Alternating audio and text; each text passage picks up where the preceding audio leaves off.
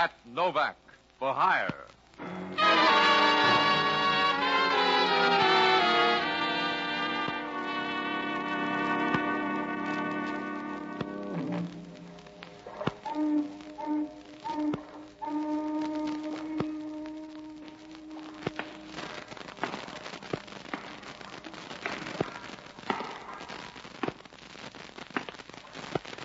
Sure. I'm Pat Novak for hire.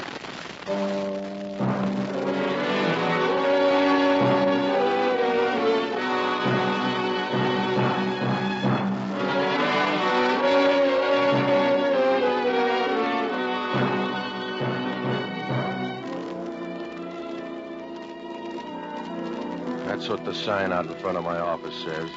Pat Novak for hire. It's an easy way to put it, because if you're going to make a living down on the waterfront in San Francisco, you got to do everything but run for office. I rent boats and kick around a few scruples if the price is right. It's a living, and if anything goes wrong, you can always get your mother a visitor's pass. If you do get in trouble, you go first class all the way. I found that out when I first met Doreen Wilde. It was almost dark, and I was sitting in the office with the door open when she first showed up.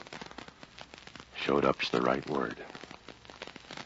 The wind was blowing outside and pushed her dress tightly against her legs as she walked in.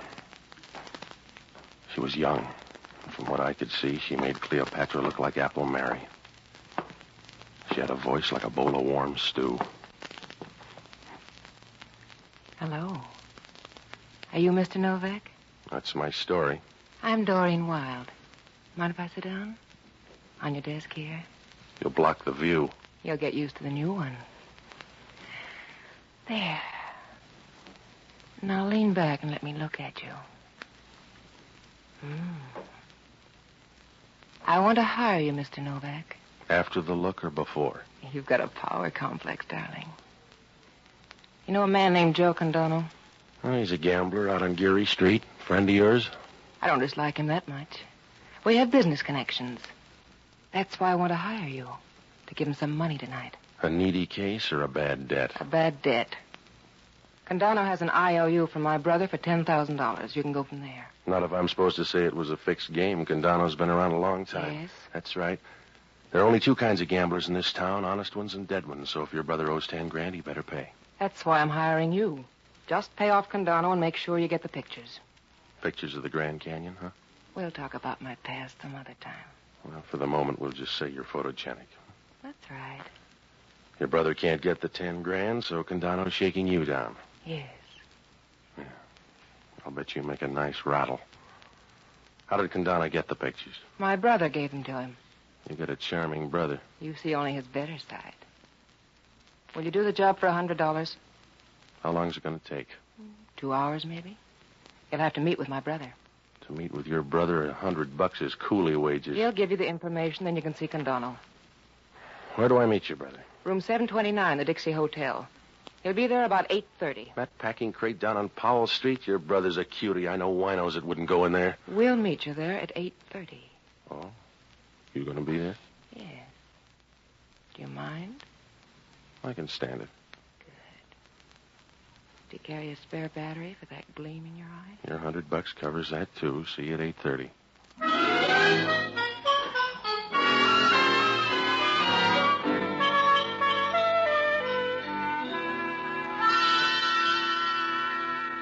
She smiled at me, and I felt like a guy that just found an oil well in the basement.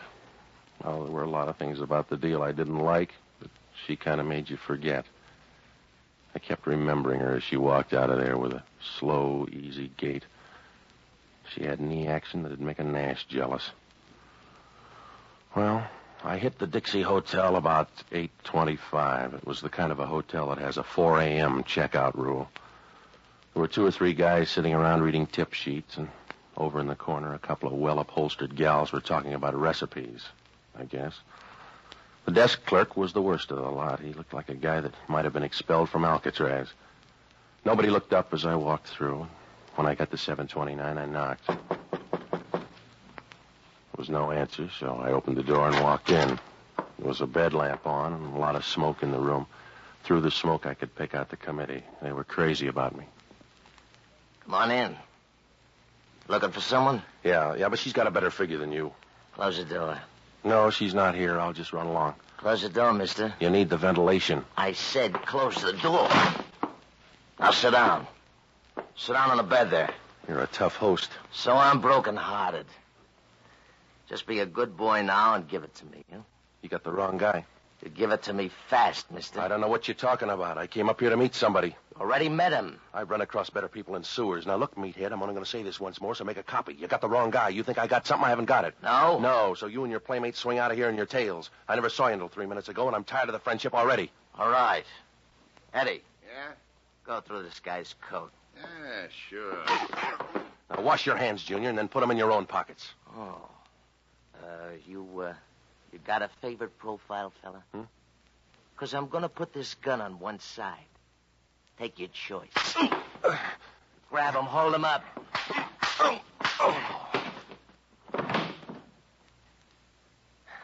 All right, Eddie.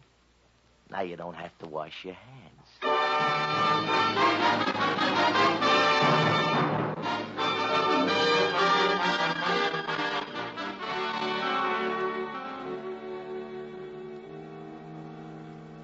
I woke up with a head the size of Rhode Island. I rolled over and tried to get up, but I was about as strong as a moth in a wind tunnel. The room was dark, and I couldn't see very well. It was a stale, musty odor. Could have been a marathon dancer's dressing room. With a little fixing up, the sort of place you wouldn't be found dead in. There was a guy lying next to me who didn't feel that way about it. One look at the guy, and I could see he was dead from the crew cut down. Somebody'd wrapped a towel around his throat and forgot to say when. I should have got out of there right then, but I used my brain like a bottle of medicine, a small dose every 3 hours. I stood there, looking down at him, and felt like a guy that's just rolled a 7 the second time out. A small chunk of light squeezed through the door, and I could see particles of dust settling on his face. He was lying there, straight and white-faced, with a little bit of scowl, as if he didn't like the idea. I went through his wallet, found a few bucks and some identification. Enough to prove he was Frank Wilde, Doreen's brother. Oh, it looked nice and clear. They'd done everything but pin the IOU on his shirt. Well, I couldn't wait around because when Homicide got there, I was going to be as popular as a can of salmon on Friday. Homicide meant Inspector Hellman, a guy that couldn't even make the Vice Squad. We were as close as a piccolo and a bass trombone. I got to thinking about him and decided to get out of there. It was a good idea 5 minutes ago.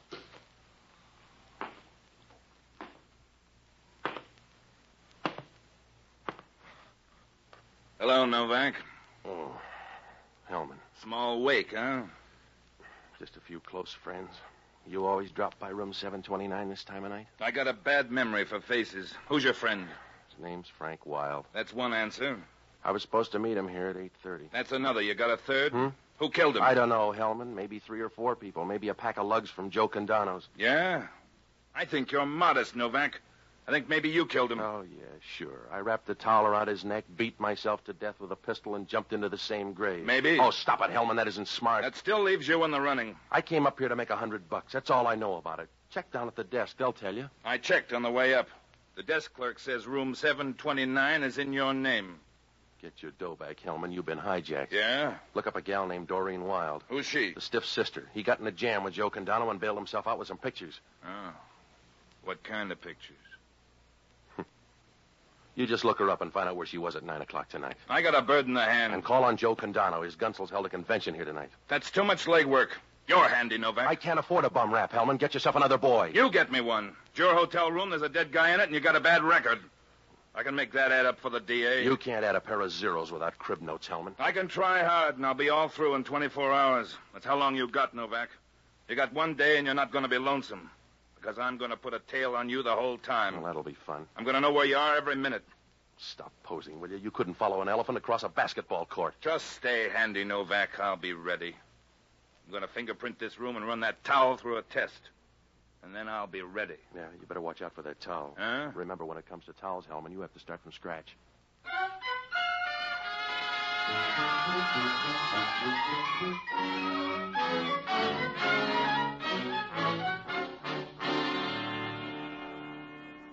Well, when I left, Hellman was smiling like an Academy Award winner. I didn't blame him, because from my side of the road, things looked rough. From here in, he could play a pat hand and come out all right. There were only two other people, Joe Candono and that girl. I was real worried, so I looked up the only honest guy I know, an ex-doctor and a boozer by the name of Jocko Madigan. Well, he was all right for a guy who tries to drink all the whiskey in the world every night, only some night he's going to make it. I finally found him at the Bellevue Hotel, holed up in the hunt room. He was getting the most he could out of a bottle, old whiskey and young ideas. It was 10 o'clock, and he was carrying a bigger load than the Berlin airlift. Oh, ho! A drink for Mr. Novak, and one for me. I'll have to catch up. Skip me. You busy, Jocko? I'm deep in the labor of love. What happened to your face? I got a better offer. I'm in a jam, Jocko. You got to help me. You're always in a jam. You're the eternal patsy. Also, you're my solitary reason for going on. Forget it, Jocko. Well, you're the last project Providence has allowed me. An hors d'oeuvre that fate has thrown me to nibble on. I'm your conscience, you know. Yeah, all right. You have no conscience of your own. Oh, you have fleeting moments of fright which you confuse as moral sense, but no conscience. All right, let's get off the platform, shall we? I need help, quick. What kind of jam? A big one? Yeah. I woke up about an hour ago holding hands with a dead man. Where? Room 729 at the Dixie Hotel. I hope you changed rooms. Hellman walked in and found me praying for the dead. He's got an idea I did it. A shrewd policeman. That was the second feature. We opened with a pistol whipping by Joe Candono's gunsels. Oh, you got to help me. Would a drink help? Hellman's got a guy tailing me. I got to go slow, Jocko. I want you to hit Candono's place and pick up every scrap of dope, will you? Oh, I'd look out of place in a gambling joint. There's a bar. Tour the joint and find out when the boys got back, huh? Where do you plan to be? Hiding under a rose bush? I'm going up to see a girl. She's the dead guy's sister. Are you going up to extend sympathy? She's mixed up, too. Candono's holding some blackmail pictures. Let's reverse the assignment. Now, look, you see Candono. I'll tag by Doreen Wiles' place. Huh? She must be Harry Wilde's daughter. Who's he? The money crowd, to use a low term. What's he like? A retired octopus. After he got sick of chasing cigarette girls, he settled down to be a social worker. Yeah? Now he's like all social workers. A guy who's embarrassed because he wasn't born poor. And for years, he's been annoying the poor by trying to help them. Hit Candono's place. Now, if you hit anything good, phone me at her apartment. And keep out of trouble. Well, I'd say the same to you if it weren't futile. Good night, lover.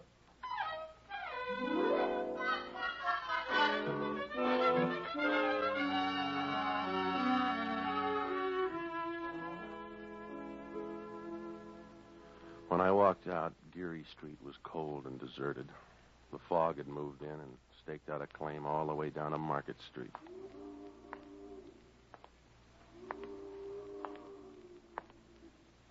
There were two Marines across the street arguing, so I didn't hear it at first. When I got out of range, I began to hear the footsteps behind me. I stopped once, and the footsteps broke off. I walked on a few yards, and the footsteps were right behind me. They had a familiar ring, and I was sure it was either Hellman or a water buffalo. When I stopped and waited, Hellman walked up. You're out late, Novak. What happened to that tail? Did he ask for more dough? I put our best man on it. Where you going? Well, now, I'll bet you get some real good answers on that question. Where you going, smart boy? Doreen Wiles' apartment. Yeah, why? To find out where she was at 9 o'clock tonight? It won't do you any good. Why? Coroner's report. The guy got knocked off about 7 o'clock tonight. Well, he took a long time dying. That towel was a joke. If he wasn't strangled, he would have been red-faced. He wasn't. Oh, well, now, let me guess, Hellman. He died of lingering malaria. Yeah, he was poisoned. That means he was dead when you brought him in. Oh, that changes things, doesn't it? A little. Don't let me keep you, Novak. I'm busy anyway. Yeah? Yeah. Checking your alibi for 7 o'clock.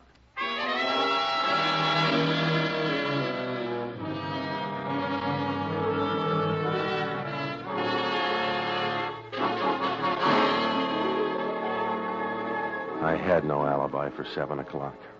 That was right after the girl left my office. Oh, I might be able to dig up a witness, but I wasn't sure. It's like asking a horse if he's going to win the Derby. Well, the questions were piling up, so I dropped by Doreen Wiles' apartment. I began to wonder. It was right next door to Candono's place. When she opened the door, I found out what the right kind of breakfast food will do. She was wearing a slack suit without much slack, and she was swaying slightly in a warm, slow way. Well, if there was any rhythm there, it's the kind you hear 1,000 miles down the Amazon. And when she said hello, you knew it was all chemistry. Hello, Mr. Novak. I missed you at room 729. This'll do just as well. Come in. Yeah. You're wearing your face a different style. Yeah, Candono's boys didn't like it the old way. I like it. I like it very much. Yeah, what happened to you tonight? Frank was supposed to pick me up. He didn't come by. I see. Your brother finally showed up at the hotel. Oh, yes? Yeah. He paid off that IOU. Is that a quaint way of telling me he's dead? I suppose. Oh, don't sob so loud. You'll wake the neighbors. You know by this time that to me Frank was a poor excuse at best.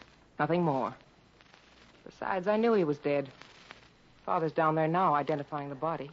Just for the record, who has those pictures now? Candono, I suppose? His boys piled me tonight looking for something. I got the idea it wasn't my Social Security number. Oh, you've had a busy evening. Yeah, they're going to book me for Frank's murder. Just call me Patsy. You need a drink then, darling. It can wait. Now, look, you're going to save some time if you tell me right now. No, I didn't kill Frank.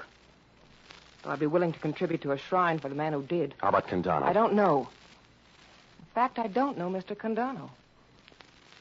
Thirsty yet? Yeah, go ahead. Good. Patsy, I'll give you $5,000 to find out who killed Frank. Oh, I'll admit it was a good idea killing him, but I want to see the family name cleared up. Why don't you change names? That's easier. Oh, don't be crude. Will you do it? I may hang, and you can save your $5,000. Here's your drink. The money might help. Should we call it a bargain? Suit yourself. Good. You don't want to stand there balancing that drink. No. That's it. Sit down. You know, you're an interesting guy, Patsy. I like you. Yeah? Yes, don't snowball the statement. Why'd you make it then? It seems safe enough. You sure? You're a little close, Patsy. Are you sure? At this point, I don't care. Come here, baby. Patsy. What's on your mind? Where I can buy a desert island cheap. Looks like you got an offer. Father, he'd forgotten his key. Excuse me. Come on over, Father. I want you to meet Mr. Novak. Mr. Novak? Yeah, they think I killed your son. Hi. He's the one I told you about. Oh, yes. Yes, now I remember. It's probably for me. Hello? Oh, yes. I think so. I'll be right there. I've got to run, darlings. Only be gone a while. Father, keep Mr. Novak sober, I'll pick up from there. Good night, Father. See you soon, Patsy. A remarkable girl. She's active, too. Does she always sail out for a nightcap? A remarkable girl. More so than Frank? I'm afraid so. You seem to like him better dead. Well, at least he's more harmless that way. Perhaps that sounds unbecoming of a father. Well, if he looks better that way, suit yourself. I've never made any attempt to camouflage my feelings. I'm fond of my daughter. And my son, I've loathed. In a casual way. He's a mishap of nature which for years I've been content to blame on his mother. This matter of the gambling debt is a case in point. You know about that? Oh, yes. Plus Doreen's liberal contribution to the problem. By the way, Mr. Novak, who did kill him? I thought maybe you did. No. I'm not a doer. I just cheer from the grandstand. Excuse me. Hello? It's for you, Mr. Novak. Yeah. Hello. Hello, Patsy. I'm down at Candono. I know that. What'd you find out? Never played 2 and 8 on a roulette wheel. All right, drop the clowning. Well, I found out about your friend. Yeah? They came in about 10 o'clock, so that puts them right in line. No, not anymore. The guy got knocked off at 7 o'clock. Oh, impatient, wasn't he? In that case, you better start looking for a tie-up between the girl and Candono. Not a chance. No? She doesn't even know Candono. She makes friends very quickly then because she just walked into his office.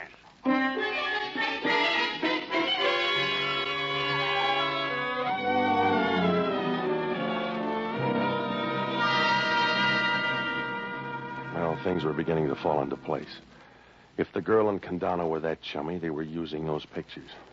To squeeze the old man, probably. There was only one thing about it that didn't make sense. Why did Candono's boys beat my brains out if he had the pictures all along? Well, I talked to the old man a while, and then I headed for Candono's joint. They were closed when I got there, so I went home to bed. Oh, I'd have given a good price if tomorrow never rolled around. But the sun was eating through the haze the next morning when I walked into Candono's place. A sad old biddy with a mop told me Candono was in his office, so I knocked on the door. Yeah? Hello, Candono. I'm the guy your boys pistol whipped. Novak? Come on in. I wouldn't worry. Maybe you'll heal handsome. Thanks. I'm sorry about that, Novak. I'll bet you are. Well, that's the way you'll get it. It won't come engraved. If I say I'm sorry, I'm sorry. Oh, you're full of tears. You gonna shed one when they send me up on a bum murder rap? No, I'll buy you a handkerchief, though. If you got the time, you might tell me what Doreen Wilde was doing in here last night. What do you care? Maybe we're in love. And maybe you're putting the screws on old man Wilde. Hello? Yeah. Did you tell anybody you were coming here? No, just a birdie. It's for you. Yeah. Hello, Jocko. When? Well, from where I'm sitting, it doesn't make sense. No, of course not. Yeah, I'll let you know. Well, how you feeling, Candono? Get to the point, Novak. They found a dead guy out in the marina this morning. He was shot and banged up badly, but they identified him. What's that to me? Nothing, except they identified him as Joe Candono. Confused? No. It was a guy named Eddie Darrow. Friend of yours? Yeah. Yeah, I guess he was. What does that prove? It proves lots, Novak. It proves unless you find her in a cemetery, never trust a woman.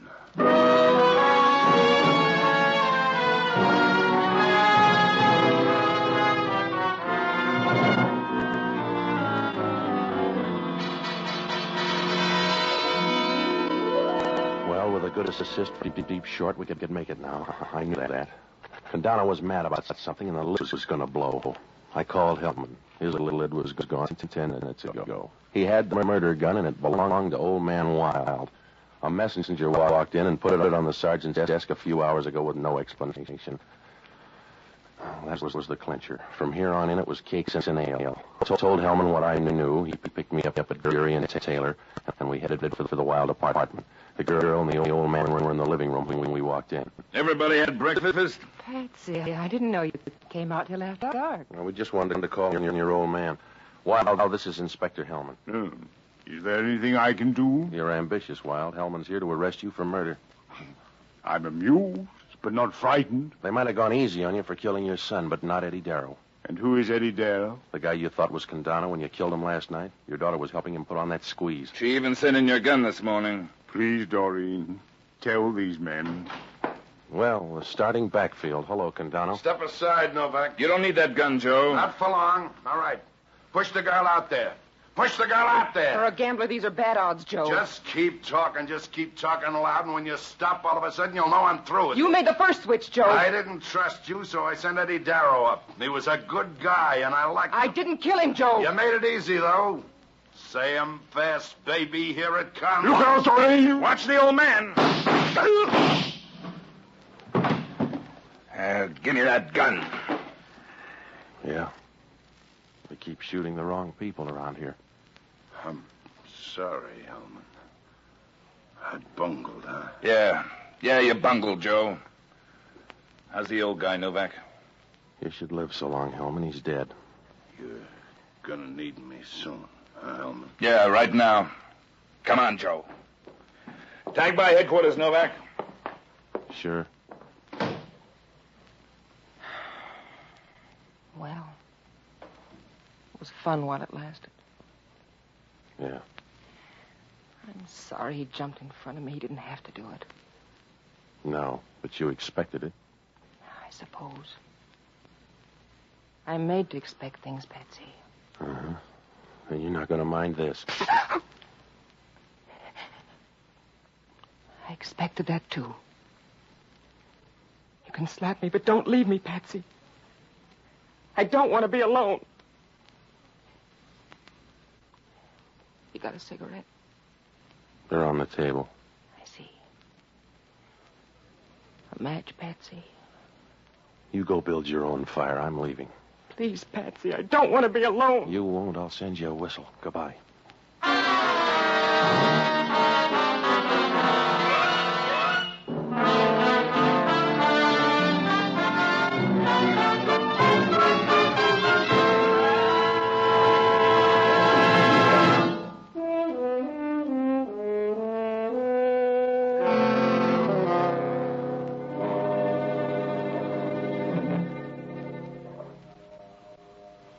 Oh, it was a sweet double cross right from the start.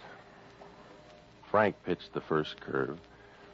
He stole the pictures from Candono's office the day of the payoff. He was going to wait for the dough from his sister and skip. In the meantime, the old man found out about it, killed the son, and left him in the hotel after Candono's boys had cleared out. Oh, it would have worked out all right, but Doreen found the pictures in the old man's room and guessed what happened. She gave him back to Candono and then made a deal with him to put a squeeze on the old man. And then she double-crossed Candono by tipping off the old man that Candono was on his way up. I guess he figured the girl for a fast play and sent a pal instead. The old man didn't know the difference. He really thought he killed Candono. And then the girl wrapped it up by sending his gun to headquarters. Well, if things had gone right, she'd have been right in the middle of that gravy boat. Her brother and Candono would be dead. Her father would be up on a murder rap.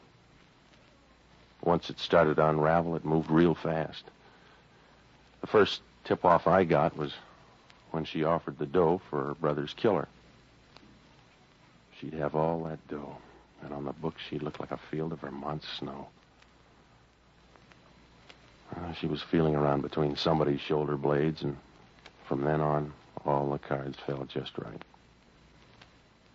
Candono was probably right. If they're not in the cemetery, watch out. Well, Hellman had only one question. Why would a guy want to kill off a dame like that? After I saw the pictures, I wondered myself.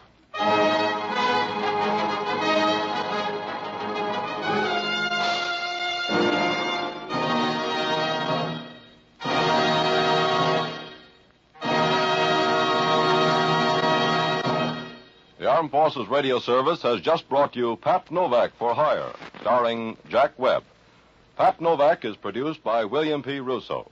Jocko Madigan is played by Tudor Owen. Inspector Hellman is played by Raymond Burr. Music was composed and conducted by Basil Adlam. Be with us again next week when over most of these same stations we'll bring you Pat Novak for Hire.